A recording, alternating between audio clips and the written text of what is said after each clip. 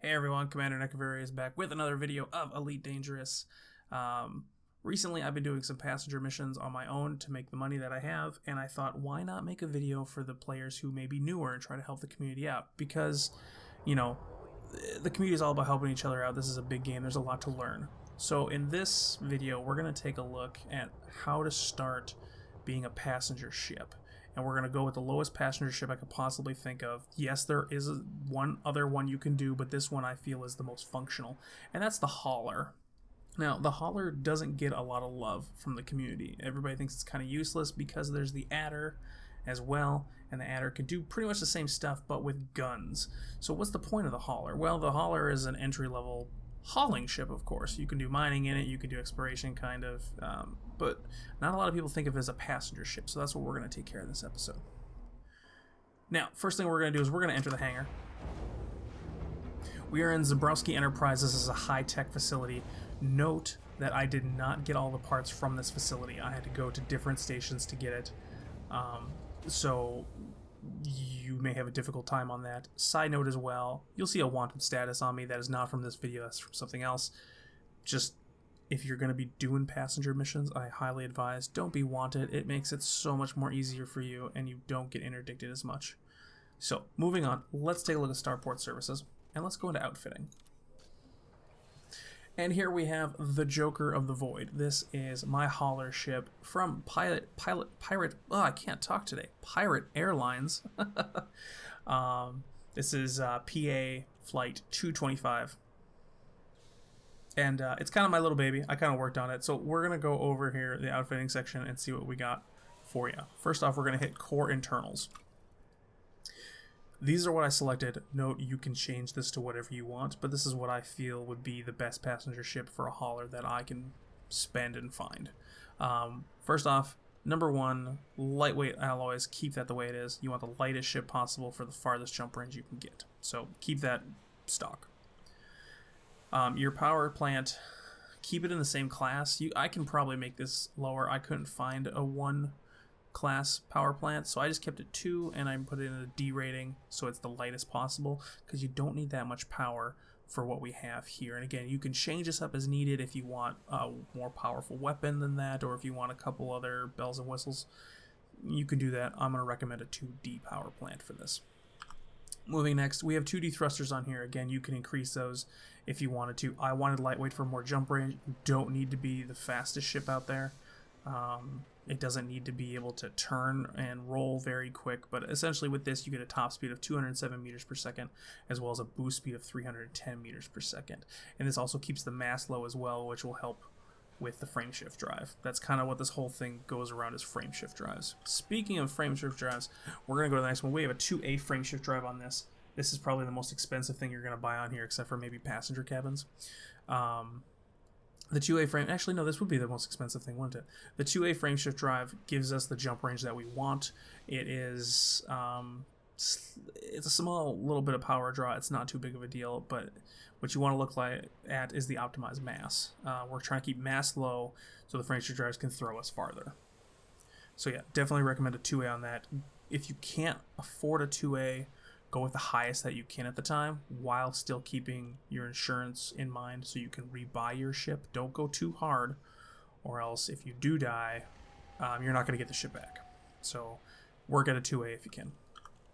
Life support's not important. 1D is fine. Make that lightweight, make that happen. It gives you 7 minutes 30 seconds, and if you can't get to a station by that time, you're doomed anyways. And then 1A power distributor.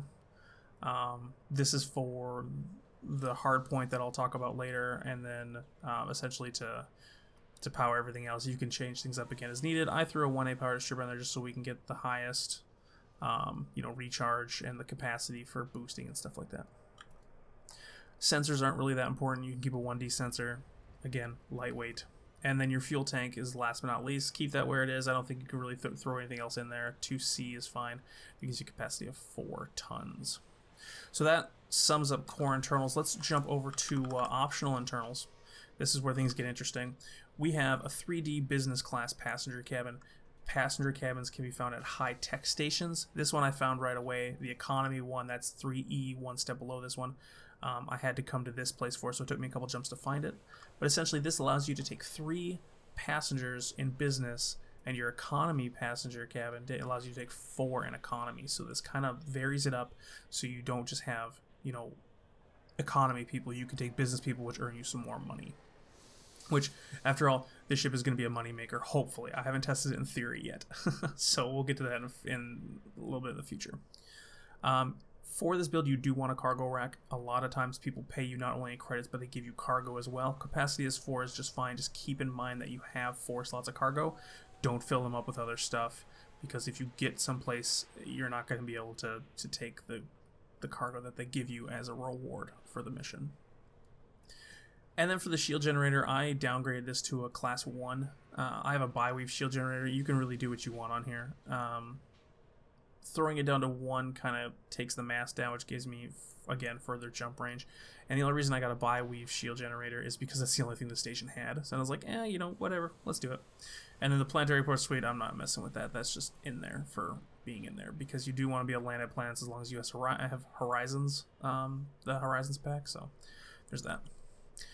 Utility mounts will be next. We have a heatsink launcher. Because I'm wanted, I kind of need this to get into a station, so I'm not scanned. I don't want to be scanned, and some passengers you take don't want to be scanned either. So if you go and have a heatsink launcher, you can go into silent running and just deploy heatsink launcher, and that'll take your heat off, so you don't overheat and take damage. The good thing about this is the inventory space that it uses. It has 3 shots. It's not stored in your inventory in your cargo racks, so that's good. Keep it that way. So there's that, and then the point defense is just anti-missiles. I throw this on there. I mean, you could honestly change this up to whatever you wanted. If you want a chaff launcher, if you want an extra shield booster, you could do what you want on here. It doesn't really matter. You can even put another heatsink launcher if you really wanted to. But I threw that in there just in case I get interdicted, because everybody likes to interdict me. Being a pirate, everybody hates me. And a lot of them have missiles and torpedoes, so this helps take care of that. And I think it takes care of Hatchbreaker Olympus as well, but I'm not sure. And then last but not least, hardpoints. This is do whatever you want. I have a turreted pulse laser on here just in case. This isn't something to kill anybody. This is somebody to just say, hey, back off, and to do some damage if, you know, while I have time, while I'm, you know, my frameshift drive is cooling down or whatever. It's just there. You can honestly, what I normally do with this is I normally just put a mine launcher on there. I throw either a shock mine or a regular mine, doesn't really matter. Regular mines do a lot more damage. They're easier to aim. Shock mines just kind of push them out of the way. You can honestly do what you want here. Doesn't matter. So that's the ship itself. I mean, if you want to see livery, you can. I'll show this off to you real quick. It's not like it's a big deal. I have the Pirate Faction orange paint job. Ship name Joker of the Void. Ship ID, you know, Pirate Air Flight 225. Couple other things on here, some nameplates and my ship ID, of course, which you can't see, which is kind of weird, but you know, whatever. So you have your ship, you have everything built, right? Hopefully this guide is a little bit, you know, intuitive, or, you know, teaches you something. That's great. What kind of money can we make with this? What can we actually do? Well, first off, we're going to refuel for some reason, because I don't know why I'm running low on fuel. Thank you. Let's take a look at the passenger lounge.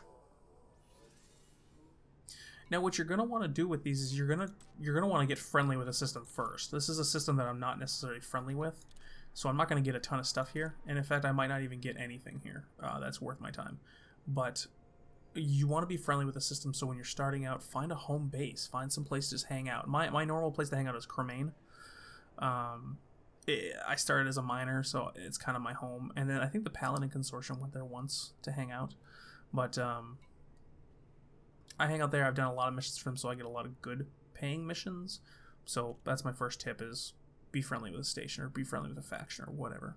And then go to the passenger lounge and see what they have. And looking through this place, we have a couple of options here. Nothing too much, really. This is something we would not want to take. Number one, and I'm just going to point this out for anybody who's new who doesn't know this, look at the jump ranges on this. 77 light years, 138, 179. This ship cannot sustain that. Unless you take the cargo wreck out or the shield generator and you replace it with a fuel scoop, I would not recommend doing this. Even though it pays well, it's dangerous. I wouldn't mess with it, because if you run out of fuel and you can't get to a star, you don't have a fuel scoop, you're sitting duck, and then you have to call the fuel rats, and it takes time, and it's just not fun for anyone. So stay away from that until you can get a longer jump ship. This one right here, the Transport Boyd Alvarez, this one looks actually pretty good. 14.36 light years. I can totally do that. 4 in economy, and that's 162,240 credits. Let's pop that in there. We're going to throw them in economy. Boom. And then there's one other one that I thought I saw. Here it is right here. Now, these guys want 2 in economy, so we're filling it up. We're going to take multiples. If you're not comfortable with taking multiple missions at the same time, that's fine. Do whatever you feel is good.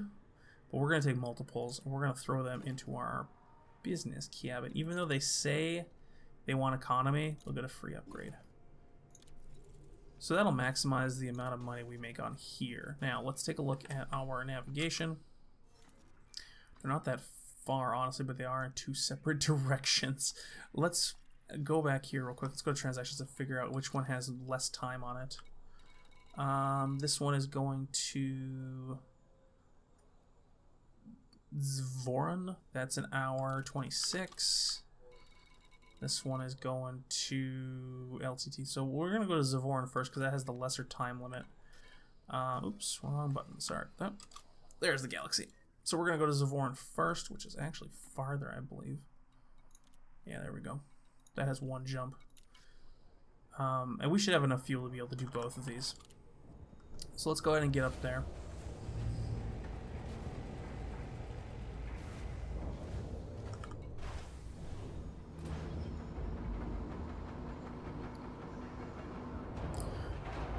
Okay, we're going to launch. Pad detached complete. Depart when ready, Commander.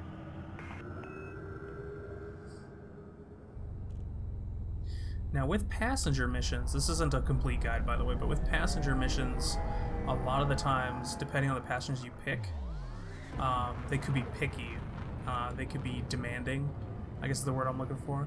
So like, let's say halfway through your mission or whatever, they're like, hey, I want some of this. And you're like, okay, well, you know, like I've had missions where they're like, oh, I want tobacco. Source me 3 units of tobacco. And I'm like, well, okay. So you get them tobacco, and that makes them happier. So when you take a passenger, read through all the requirements, and if they're demanding, just be prepared for that. You may have to use some of your cargo space for them. So let's head to Zvoron. I'm going to jump there. I'll see you at the station.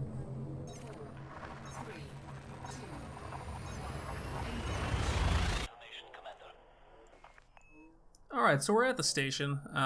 Believ Gateway. We could refuel here. We're not gonna. I am gonna restock though because we did have to use a heat sink on this. Let's take a look at the passenger lounge. And these prices may be affected by my rank. Just note that.